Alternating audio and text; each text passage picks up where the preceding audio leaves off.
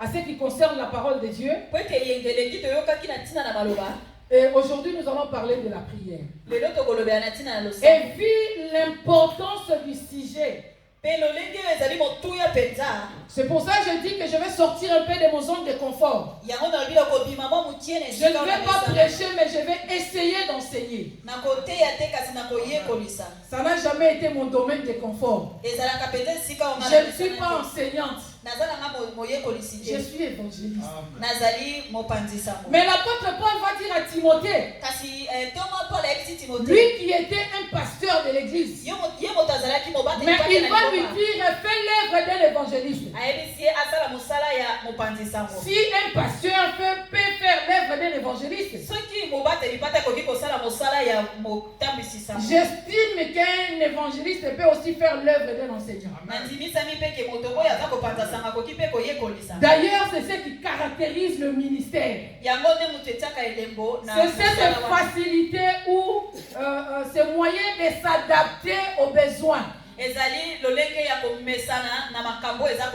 Prêcher quand il faut prêcher, exhorter quand il faut exhorter, et enseigner quand il faut enseigner. Et par la grâce de Dieu et par le soutien du Saint-Esprit, nous allons essayer d'enseigner aujourd'hui à ce qui concerne la prière. Vous savez, ça peut paraître banal, mais croyez-moi, nous avons besoin d'être enseignés à ce qui concerne la prière.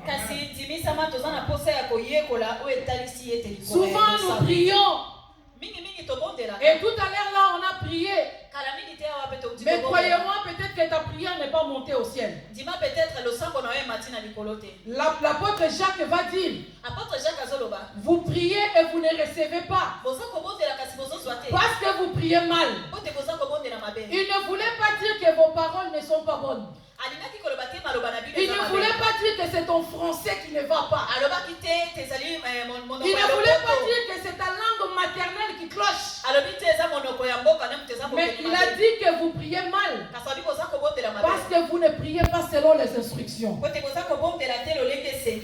J'ai essayé de comprendre la définition de la prière. Je me suis basé sur deux dictionnaires. J'ai emprunté le dictionnaire Robert, le dictionnaire courant. Et j'ai aussi étudié un peu le dictionnaire biblique. Notre frère Robert nous dit la prière c'est tout simplement le fait de prier. Et prier c'est quoi? Prier c'est s'adresser à une divinité.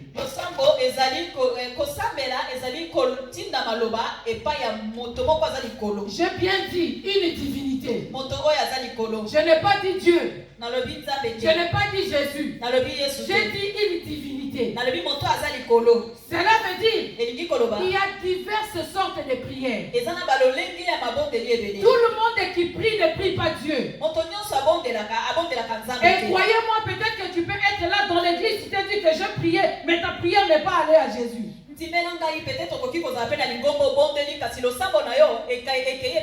Nous allons comprendre ça plus tard. La prière, c'est s'adresser à une divinité. C'est s'adresser à un être supérieur, à un être surnaturel. La prière, c'est la demande d'une faveur. Et ce verbe prier, on peut les comparer aussi. La prière peut être utilisée comme une demande. Et par exemple, si nous utilisons la phrase qui dit « Je te prie de m'écouter », c'est-à-dire je suis en train de te demander, je suis dans une demande, je fais en sorte que tu m'écoutes. Mais la prière peut être aussi considérée comme un ordre. Si nous prenons l'exemple de la phrase « Je te prie de m'écouter », là maintenant je te donne l'ordre. La prière peut être considérée comme une demande. Ça peut aussi être considéré comme un ordre. Mais aujourd'hui, ce qui nous concerne, nous n'allons pas aller au synonyme de la prière. Nous restons à cette définition facile qui est s'adresser à une divinité. Et selon le dictionnaire biblique, dictionnaire biblique dit la prière c'est une communication avec Dieu. Dictionnaire biblique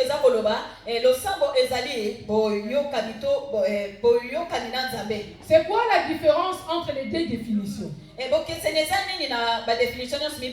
Parce que selon Robert, la prière c'est tout simplement demander. Or, selon le dictionnaire biblique,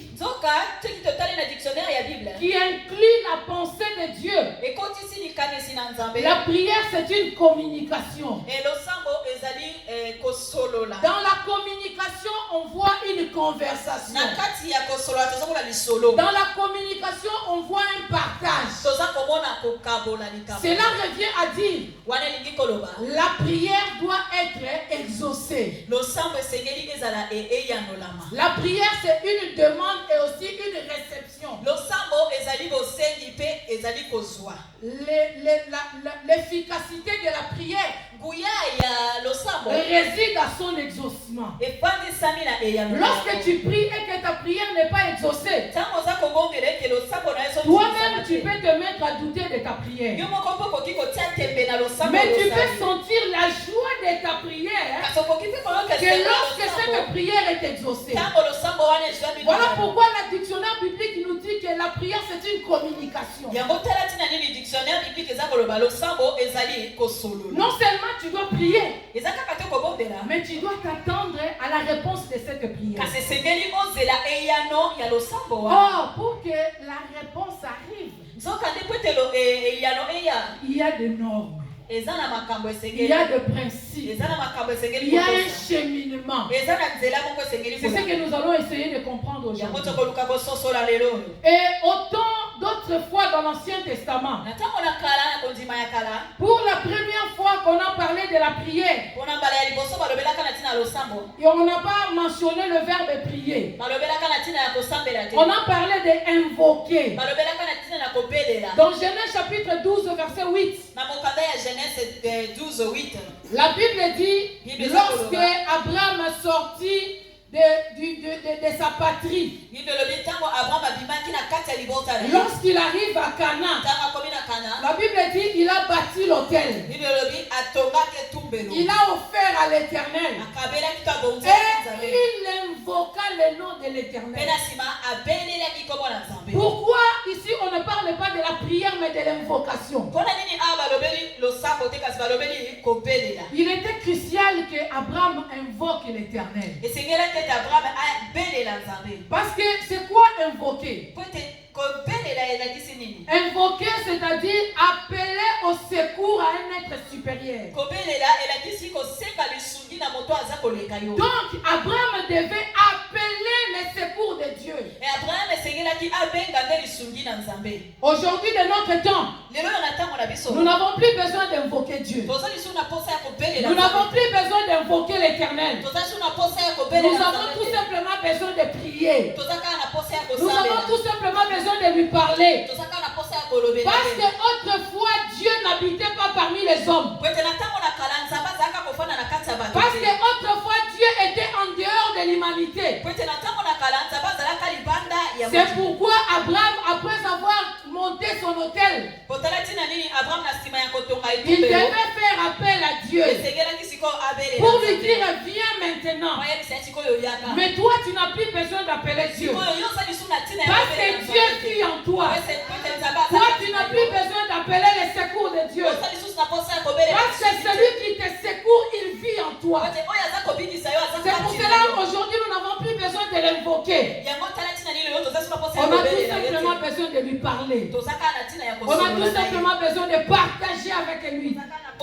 On a besoin de dialoguer avec lui. Parce qu'il a fait de notre corps le temple de son esprit. Mais autrefois, le peuple qui portait le nom de Dieu, ils étaient obligés d'invoquer le nom de l'Éternel.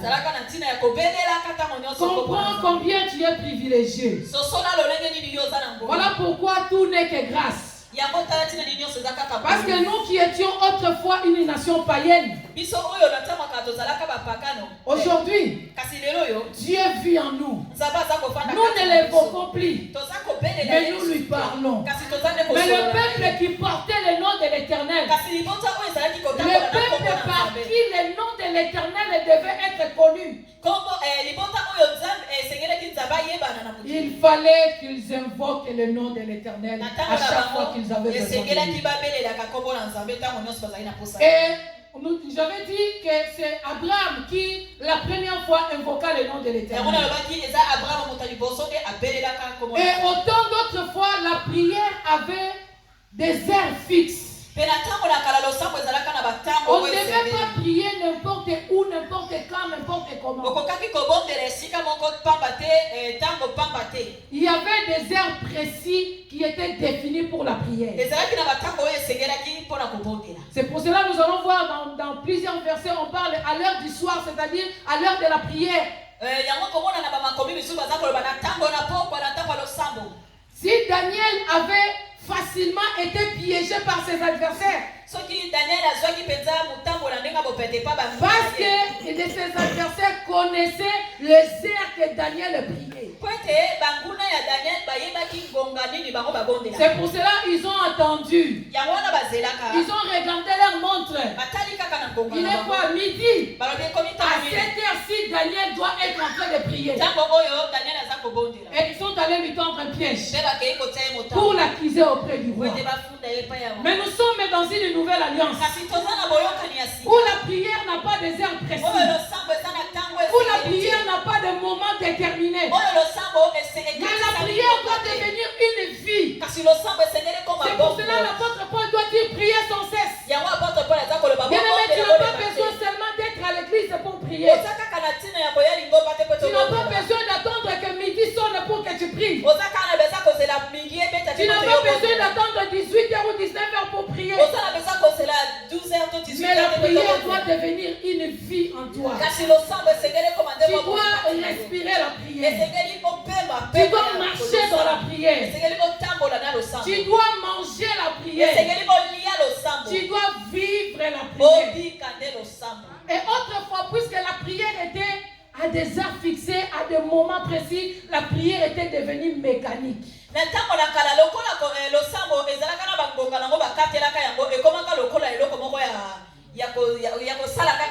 C'est-à-dire, il est 9h. À 9h, j'ai 5 psaumes à réciter. On ouvre sa prière, psaume 2, psaume 7, psaume 80 et tout machin. Amen. Il est quoi, midi? À midi, j'ai seulement 2 psaumes à réciter. C'était ça la prière. Or, la prière n'est pas quelque chose de mécanique. La prière n'est pas quelque chose de chronométrée. Comme je disais, la prière est une vie. La prière, c'est spirituel. Nous nous adressons à un être surnaturel. Nous devons être dans le surnaturel pour communiquer avec lui. Il va dire aux Samaritains, l'heure vient et elle est déjà là. Tous les frères adorateurs adorent le Père en esprit. La prière est spirituelle. Tu ne peux pas rester charnel et dire que je suis en train de prier. Tu ne peux pas rester mécanique et te dire que je suis en train de prier. Tu ne peux pas te fixer et dire moi je ne prie que 5 minutes. Et lorsque tu te positionnes pour prier, au lieu de te concentrer dans la prière, quelque part dans ton esprit tu calcules le temps. Après avoir prié 2 minutes, tu regardes le mot, il me reste 3 minutes. Il me reste 1 minute. Après, amen. Ça, ce n'est pas la prière. Pour d'autres d'organisation, peut-être à l'église, on s'est dit qu'on a un culte de 2 heures, pardon. Pour que tout soit fait, nous devons prier pendant 15 minutes. Adorer pendant 15 minutes. Mais quand tu fais ta prière qui est ta vie à toi, tu ne peux pas le chronométrer. Et d'ailleurs, les autres gens se glorifient de ça. Frère Yannick, tu ne sais pas. Aujourd'hui, j'ai prié pendant 1 heure. Comment tu sais que tu as prié pendant 1 heure? Parce que tu as chronométré ta prière. Dieu t'attendait à la 1h15 minutes. Mais toi, tu t'es arrêté à 1 heure. Parce que tu as chronométré ton temps de la prière. Voilà pourquoi ta prière n'est pas exaucée. Quand toi tu dis 60 minutes, Dieu t'attend à la 62e minute. Mais puisque toi tu es carré, tu te dis non, je m'arrête là. À 2 minutes après, il y avait ton exaucement. C'est pour cela que je dis que la prière est spirituelle. Quand tu veux prier, entre en esprit. Quand tu veux prier, sois en communication avec Dieu. Parce qu'au moment où tu te dis que je vais arrêter, le Saint-Esprit peut te souffler qui avance encore. Ou au moment où tu te dis que je vais prier pendant 1 heure, le Saint-Esprit peut te dire que prie que 10 minutes. Parce que souvent on pense peut-être qu'avec le Saint-Esprit c'est toujours l'air et les gars qui délai. Des fois nous pensons qu'avec le Saint-Esprit il faut prier beaucoup d'heures. Quand le culte dépasse l'heure fixée, on s'est dit que non, on était conduits par l'Esprit. Donc l'Esprit dépasse seulement les heures. L'Esprit peut aussi réduire l'heure. Parce qu'il est le maître des temps. Au lieu de faire un culte de 3 heures, l'Esprit de Dieu peut vous dire que faites un culte de 30 minutes. Et pendant les 30 minutes, il y a de grandes choses qui se passent. Et pendant les 30 minutes, les âmes sont sauvées. L'Esprit de Dieu n'est pas une excuse pour déborder. Si le culte déborde un peu, modérateur dit seulement que excusez-nous parce que nous avons débordé. Ne viens pas inventer l'excuse du Saint-Esprit. Parce que l'Esprit de Dieu est soumis au prophète. Alléluia.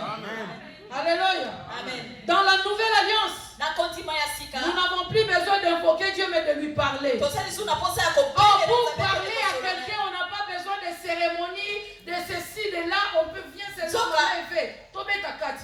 Et dans la nouvelle alliance, nous n'avons pas aussi besoin de postures imposées pour parler à Dieu. Non, pour que Dieu puisse t'exaucer, tu dois être debout. Non, la prière que Dieu écoute, c'est la prière quand on est à genoux. Écoutez, L'esprit n'est ni debout ni à genoux. L'esprit est tout simplement soumis à Dieu. Qu'est-ce que vous voulez?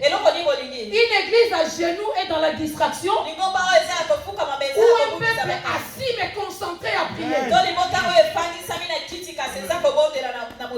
Chers modérateurs, mes frères modérateurs, mes collègues modérateurs, permettez-moi de vous dire quelque chose. La Bible dit que celui qui modère le fasse avec du zèle. Mais parfois nous prenons nos envies comme étant du zèle. Moi j'aime que quand je dirige la prière que tout le monde soit debout. Ça c'est moi qui aime. Cela ne devient pas une doctrine. Cela ne veut pas dire que pour que quelqu'un prie bien il doit être debout. Tu peux avoir toute une église debout, mais leur cœur est éloigné de Dieu. Et ce que vous oubliez, mes frères, nous portons des talons.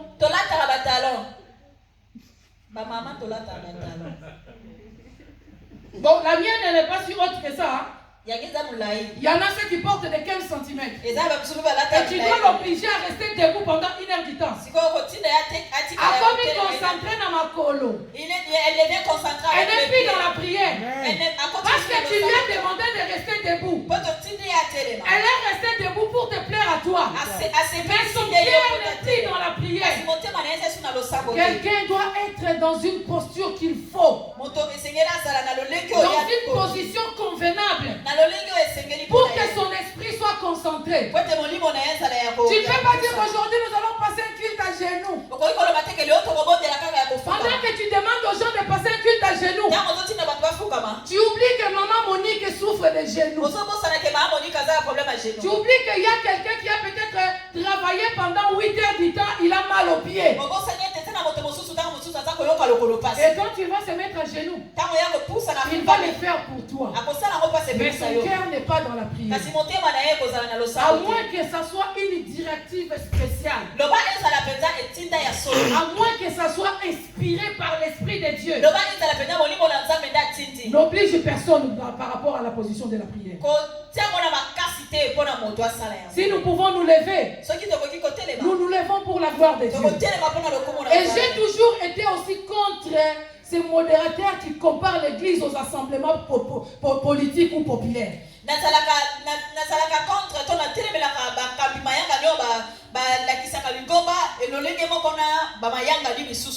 nous devons nous lever. Parce que si le président de la République est entré ici, tout le monde serait debout. Il ne s'agit pas du président de la République ici. Il s'agit du Seigneur de gloire. La Bible dit qu'il est incomparable. Je ne peux pas le comparer à Macron. Je ne peux pas le comparer à Joe Biden. Il est le roi de ma vie. Il est mon Seigneur à moi. La relation que j'ai avec Dieu, je ne l'aurai jamais avec Macron. La relation que j'ai avec Dieu, je ne l'aurai jamais avec un ministre ou un maire de la ville, je ne sais pas qui. Et laissez-moi vous dire une chose. Les choses sérieuses ne se traitent jamais debout.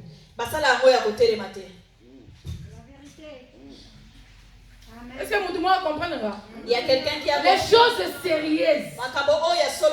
Avez-vous déjà vu, puisque vous voulez les comparer, un conseil des ministres où les gens sont debout?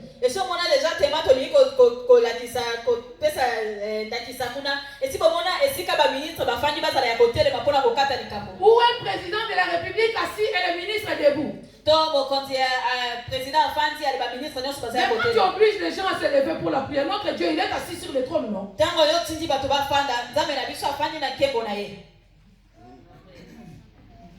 Alléluia. Est-ce que je parle à quelqu'un? Est-ce que j'ai choqué quelqu'un? La vérité. Alléluia. On peut prier debout. On peut prier assis. On peut prier à genoux. On peut prier allongé par terre. On peut prier les mains croisées. On peut prier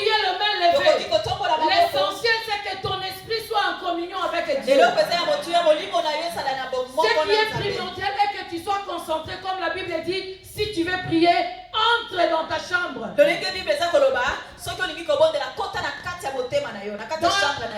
C'est-à-dire concentre-toi. C'est-à-dire sois en communion avec le Créateur. La position porte peu. Mais tu dois être dans une position conforme. Pour que cela te permette de se concentrer à Dieu. Nous sommes plus autant d'autres fois où les prières étaient mécaniques. Mais dans la nouvelle alliance, la prière c'est une vie. La façon dont je vis ma vie, ce n'est pas la façon dont maman Eve vit sa vie. C'est-à-dire, je ne peux pas lui imposer mon rythme de prière. Cela ne veut pas dire que quand moi je me mets à prier, je prie pendant 6 heures du temps. Que celui qui prie pendant 5 heures prie moins que moi. Non, moi je prie 6 heures parce que j'ai des choses à dire pendant 6 heures. Mais lui, il résume sa vie à 5 minutes. Il prie et Dieu l'écoute. Et parfois il est aussi exaucé et toi non. Parce que tu es allé dans l'impressionnisme. Je vais prier pour impressionner les gens. Bien aimé, quand nous prions, nous ne prions pas pour impressionner les gens. Nous prions parce que nous avons des choses à dire à celui qui est notre maître. Nous prions parce que nous savons que nous avons besoin de lui. Nous prions parce que nous avons des choses à lui dire à lui. Ma prière ne concerne pas la sœur Christine. C'est pour cela quand je prie, je ne peux pas me mettre à côté de Christina. Je commence à sortir des grands français. Oh, Christina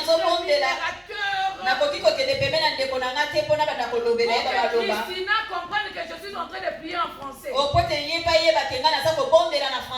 Ce n'est pas Christina qui va t'exaucer. Mais c'est celui qui voit dans les secrets. C'est la disposition de ton cœur qui compte devant Dieu. Ce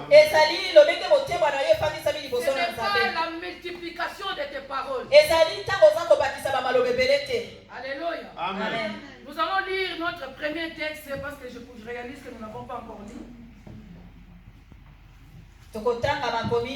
Nous sommes dans Matthieu chapitre 6.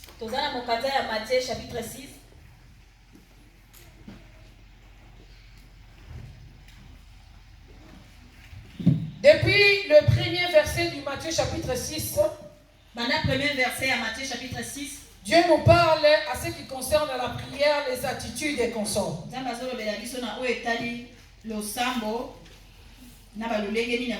Mais pour gagner du temps, nous allons directement dans les versets 7. La Bible dit, en priant, ne multipliez pas de vaines paroles, comme les païens qui s'imaginent qu'à force de paroles, ils seront exaucés. Ne leur ressemblez pas, car votre Père sait de quoi vous avez besoin, avant que vous le lui demandiez. Voici donc comment vous devez prier. Merci à ceux qui sont debout. Je pensais peut-être que toute l'église serait debout. La Bible dit dans le verset 9. Voici donc comment vous devez prier. Notre Père qui es aux cieux, que ton nom soit sanctifié, que ton règne vienne, que ta volonté soit faite sur la terre comme au ciel. Donne-nous aujourd'hui notre pain quotidien. Pardonne-nous nos offenses comme nous pardonnons, comme nous aussi nous pardonnons à ceux qui nous ont offensés. Ne nous induis pas en tentation, mais délivre-nous du malin. Car c'est à toi qu'appartient dans tous les siècles le règne, la puissance et la gloire. Amen. Nous lisons 1 Corinthiens chapitre 14 verset 33. 1 Corinthiens chapitre 14.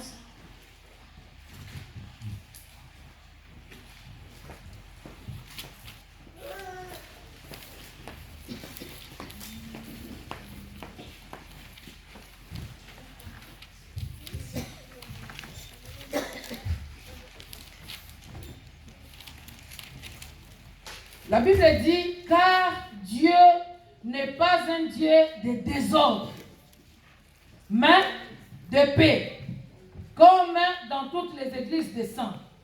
Et dans d'autres versions, c'est stipulé, il n'est pas un Dieu de désordre, mais un Dieu d'ordre. Est-ce que quelqu'un a cette version-là?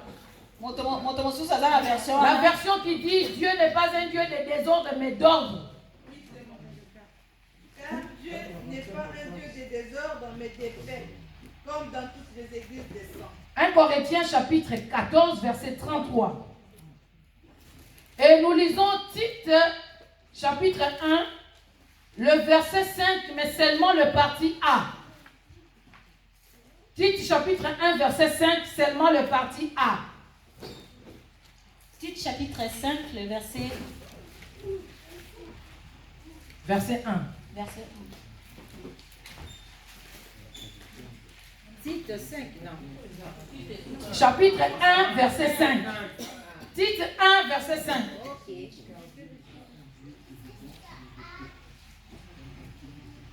Seulement le verset A. Je lis la parole de Dieu. Je t'ai laissé en Crète afin que tu mettes en ordre ce qui reste à régler. Alléluia. Nous pouvons nous asseoir.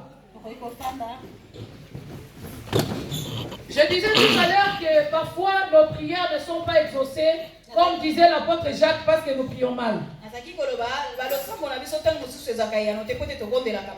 Ici, les disciples ont besoin d'apprendre à prier. Et Jésus leur dit, voici donc comment vous devez prier. Bien-aimé, je ne suis pas contre ceux qui récitent la prière de notre Père. Mais je veux simplement te dire que ce n'est pas une prière. Jésus n'a pas dit, voici la prière que vous allez faire. Il n'a pas dit, voici les paroles que vous allez dire quand vous priez. Mais il dit, voici comment vous devez prier. C'est-à-dire, il leur donne la maquette de la prière. Il leur donne la recette de la prière. Les mamans, vous connaissez bien quand je parle de recettes, vous comprenez. C'est-à-dire, il faut un pondu, mafuta, mbisi, mungwa, makaya. Ça veut dire pour faire du pondu, il faut avoir tous les ingrédients complets. Tu mélanges, tu fais 1 heure ou 2 heures. Mais quand toi-même tu te mets à cuisiner les pondus, tu as en tête le cheminement de comment le pondu se prépare. Mais tu peux le faire à ta façon. Tu peux le faire à ta sauce à toi. C'est ça la recette. Pour préparer un gâteau, tu as besoin de la farine, de levure, les œufs, le yaourt et machin. Mélange la farine, mets du levure, nanana, c'est ça la recette. Et ici, Jésus donne la recette de la prière. Il dit, voici comment vous devez prier. Maintenant, voici la prière que vous allez faire. Il commence par dire, notre Père qui est aux cieux. Je disais tout à l'heure que la prière, c'est s'adresser à une divinité. Et là, Jésus leur précise à quelle divinité ils doivent adresser leur prière. Il parle du Père qui est aux cieux. Il parle de celui qui a créé toutes choses. Donc lorsque tu te mets à prier, avant que tu commences à prier, c'est que tu dois mettre en tête à qui est-ce que tu adresses ta prière. Ce qui fera l'efficacité de ta prière, c'est cette reconnaissance-là. Tu te dis, j'adresse ma prière à celui qui est pour moi un Père. À un Père, on peut tout dire. À un Père, on peut tout demander. Vous savez, quand on était de petits enfants, nos pères étaient nos héros. On peut même dire à son père, va me décrocher la ligne. Et là, on est convaincu que le Père a le pouvoir de le faire. On peut dire à un père, achète-moi une voiture. À 2 ans, tu ne sais même pas encore marcher, mais tu as besoin d'une voiture. On peut dire à son père, papa n'a pas la maman. Et tu peux même dire à ton père, papa, je peux épouser maman. C'est à celui-là que Dieu veut que nous puissions adresser nos prières. En reconnaissant qu'il peut tout faire. En reconnaissant qu'il est capable de tout. Vous savez, Job s'est retrouvé dans la souffrance. Pendant longtemps, Job s'est mis à se plaindre de sa situation.